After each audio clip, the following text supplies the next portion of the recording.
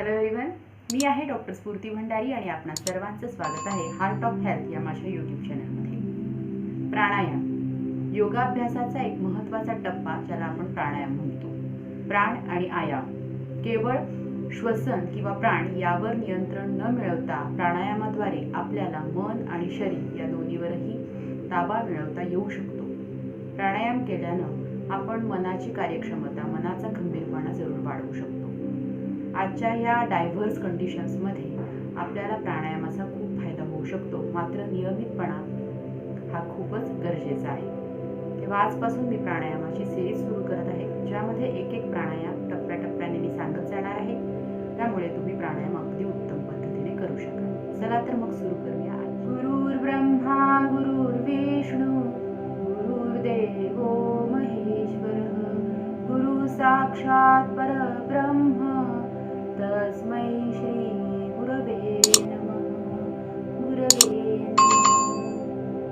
प्राणायाम करण्याकरता बैठक स्थितीतलं कोणतेही आसन तुम्ही निवडू शकता, जे माझ्या आधीच्या व्हिडिओमध्ये मी दाखवलेलं आहे.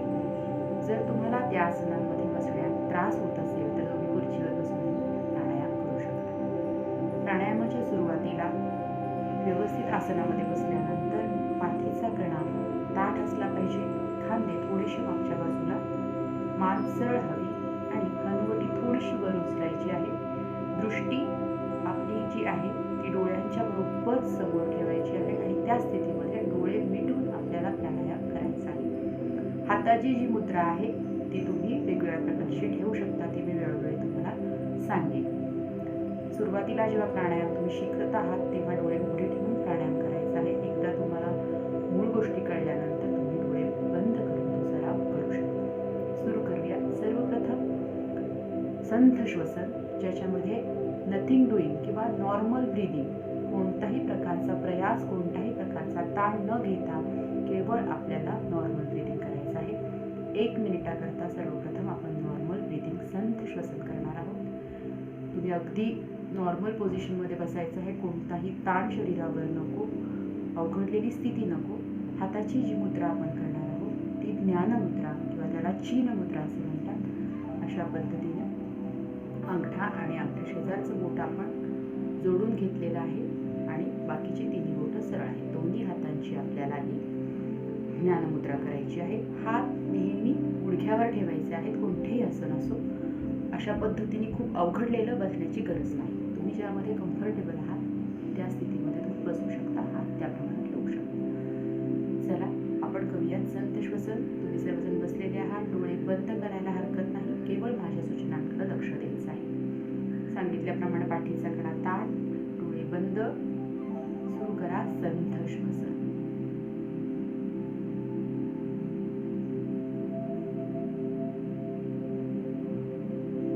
कोणत्याही आवाजाकडे इतर बाहेरच्या लक्ष न देता केवळ स्वतःवर लक्ष केंद्रित करायचा हा प्रयत्न आहे.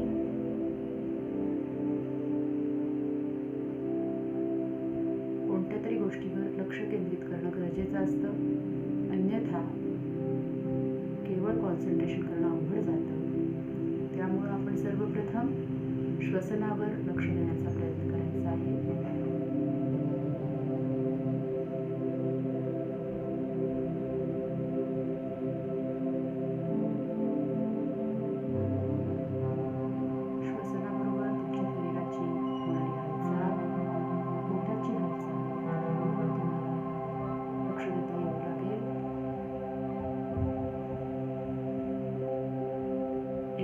अभ्यास पूर्ण झालेला आहे.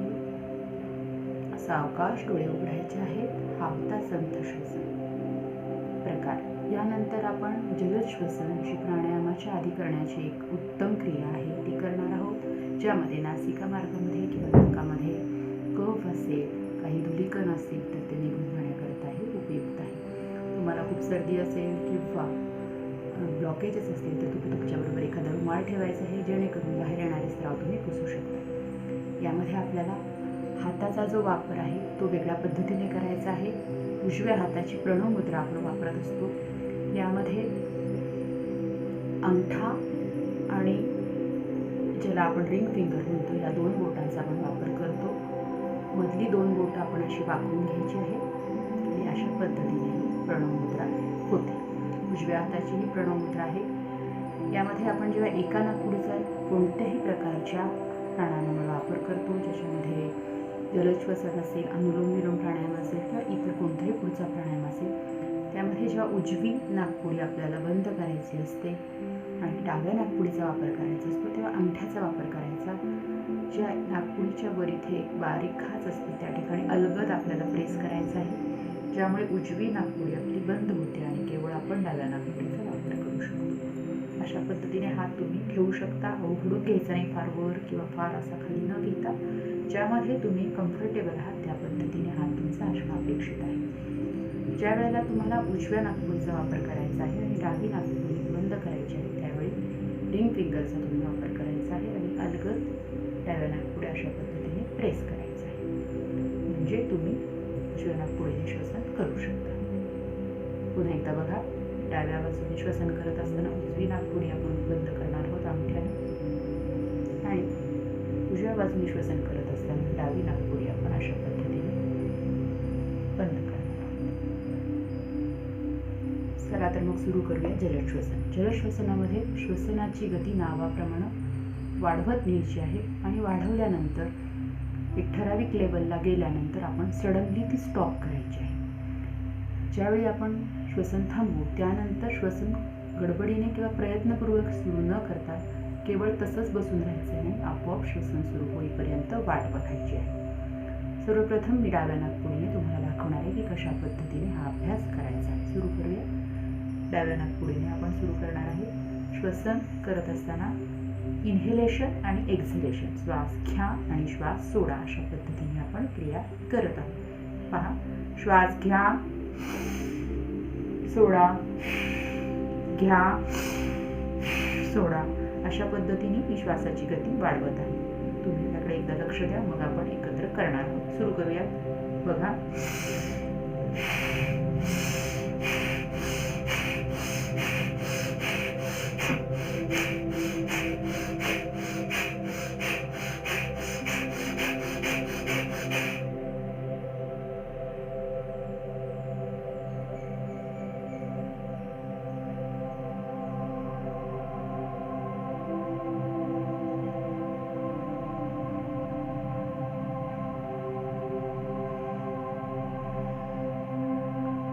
मी डाव्या बाजूने जलद श्वसनाचा प्रकार केला. यामध्ये महत्त्वाच्या गोष्टी, श्वसन करत असताना हळूहळू लय वाढवायची आहे. ती वाढवत असताना एकदम ज्यावेळी तुम्ही पीकला जाणार त्यावेळेला श्वास सोडून तुम्हाला त्या ठिकाणी थांबायचं आहे. चला तर मग सुरू करूया जलद श्वसन. मी तुम्हाला फक्त गाईड करणार आहे, तुम्ही करायचं आहे ज्याप्रमाणे मी दाखवलं आहे. जर तुम्हाला समजलं नसेल तर तुम्ही व्हिडिओ पॉज करून परत बघू शकता. सुरू करूया. उजव्या हाताची प्रणव मुद्रा आहे आणि उजवी नाकपुडी तुम्ही बंद केलेली आहे. डाव्या नाकपुडीने आपण सुरू करणार आहोत जलद श्वसन. इनहेलला मी 1 म्हणेल आणि एक्झेलला मी 2 म्हणणार आहे. सुरू करूया. 1 2 1 2 1 2 1 2 1 2 1 2 1 2 1 2 1 2 1 2 1 2 1 2 1 2 1 2 स्टॉप. कोणती हालचाल न करता स्थिर राहायचं आहे. थोड्याशा मुंग्या तुम्हाला वाटू शकतात डोक्यात आल्यासारख्या किंवा थंडपणा जाणवू शकतो. काळापर्यंत तुम्हाला ब्रीदिंगची आवश्यकता पडत नाही, आपोआप तुमचं ब्रीदिंग सुरू होतं. सुरू झालं असेल तुमचं ब्रीदिंग. आता आपण डावी नाकपुडी बंद करणार आहोत. उजव्या नाकपुडीने आपण जलद श्वसनाचा अभ्यास करणार आहोत. सुरू करायचं आहे. ब्रीथ इन 1 किंवा 1 आणि ब्रीथ आउट 2. सुरू करूया. 1 2 1 2 1 2 1 2 1 2 1 2 1 2 1 2 1 2 1 2 1 2 1 2 1 2 1 2 1 2 स्टॉप.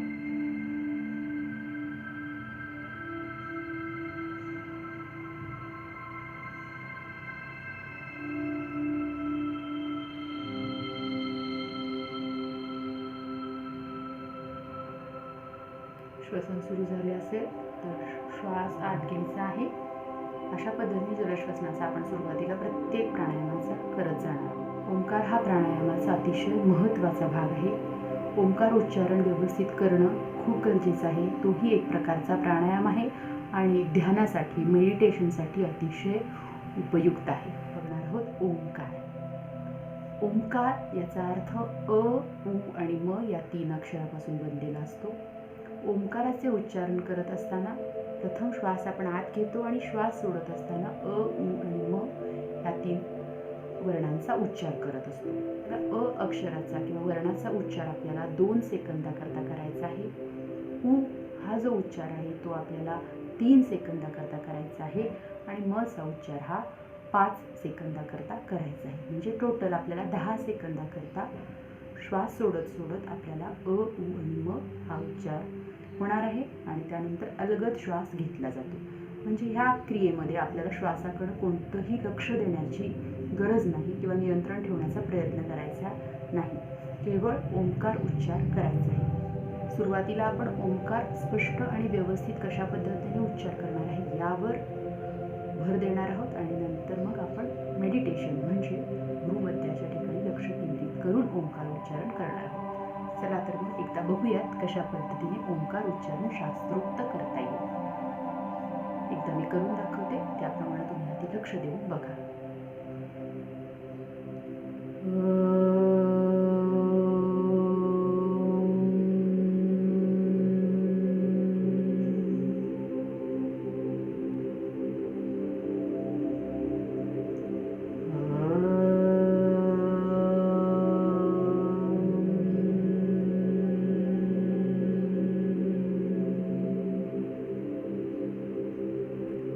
अ, उ आणि म हे एकात एक हळूहळू सुरू झाले पाहिजेत. आपण बघितलं.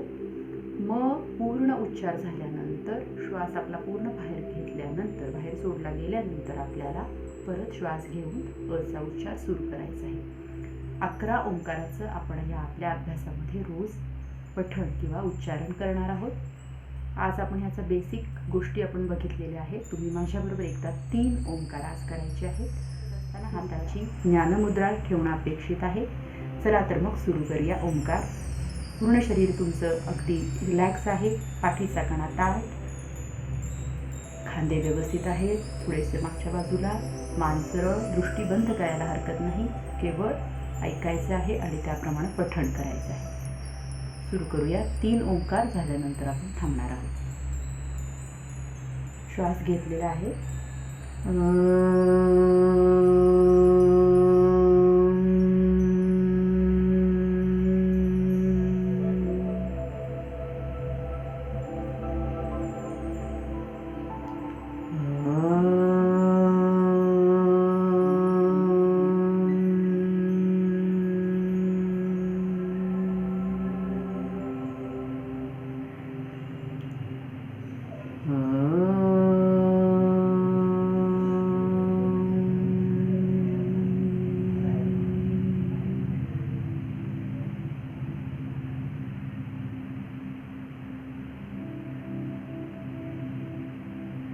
सावकाश डोळे उघडायचे आहेत. आजच्या भागामध्ये आपण संथ श्वसन, जलद श्वसन आणि ओंकार या 3 महत्त्वाच्या घटकांचा अभ्यास केलेला आहे. रोज हे 3 घटक प्राणायामाकरता अत्यंत आवश्यक आहे. तेव्हा हे घटक आपण करणारच आहोत. त्याबरोबर कपालभातीसारख्या शुद्धिक्रिया त्याही मी शिकवणार आहे. त्याचबरोबर इतर सर्व प्राणायाम हळूहळू शिकवणार आहे. महत्त्वाचं म्हणजे प्राणायामाआधी 3 तास तुम्ही काहीही खाल्लेलं नसावं. शक्यतो ब्राह्ममुहूर्त म्हणजे सकाळचा, पहाटेचा काळ हा प्राणायामाकरता उत्तम असतो. ओंकारानंतर आपण नेहमी प्रार्थना घेत असतो. आज आपण केवळ अर्धा मिनिट पुन्हा एकदा संत श्वसन करून आजच्या भागाचा शेवट करणार आहोत. सुरू करूयात संत श्वसन. पाठीचा कणा ताठ, डोळे बंद, हाताची ज्ञानमुद्रा. दोन्ही भुवयांच्या मध्ये लक्ष केंद्रित करण्याचा प्रयत्न करा. भूमध्य.